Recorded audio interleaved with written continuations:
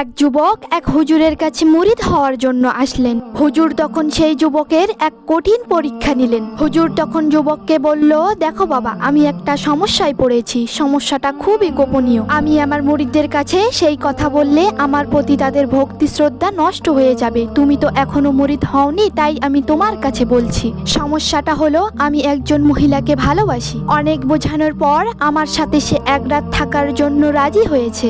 একটা বিশেষ সংকেত দিলেই সে বাড়ি থেকে বেরিয়ে আসবে। আমি তোমাকে সেখানকার ঠিকানা দিচ্ছি, তুমি শুধু আমার কাছে তাকে এনে দেবে। যুবকটি চলে যাওয়ার পর হুজুর মনে মনে চিন্তা করলো, আর এই যুবক আমার কাছে মুরিদ হওয়ার জন্য আসবে না। সে হয়তো ভাবছে এই চরিত্রহীন হুজুরের কাছে মুরিদ হওয়া যাবে না। কথা অনুযায়ী সেই যুবক সেই মহিলাকে হুজুরের কাছে এনে দিলেন। তখন হুজুর মনে মনে চিন্তা করলো, হয়তো বা সে কাল সকালে চলে যাবে। সারা রাত সেই মহিলার সঙ্গে কাটানোর পর হুজুর যখন দরজা খুললেন, তখন দেখলেন সেই যুবক একটি বড় পাতিলে পানি গরম করছে। তা দেখে হুজুর বলল, কি করছো তুমি? তখন যুবকটি বলল, আপনার গোসলের পানি গরম করছি। হুজুর তখন যুবককে বলল, এত কিছু জানার পরেও তুমি কেন চলে যাওনি? যুবকটি হুজুরকে বলল, দেখুন, আমি আপনার সম্পর্কে ভালোভাবে জেনেই এখানে মুরিদ হওয়ার জন্য এসেছি।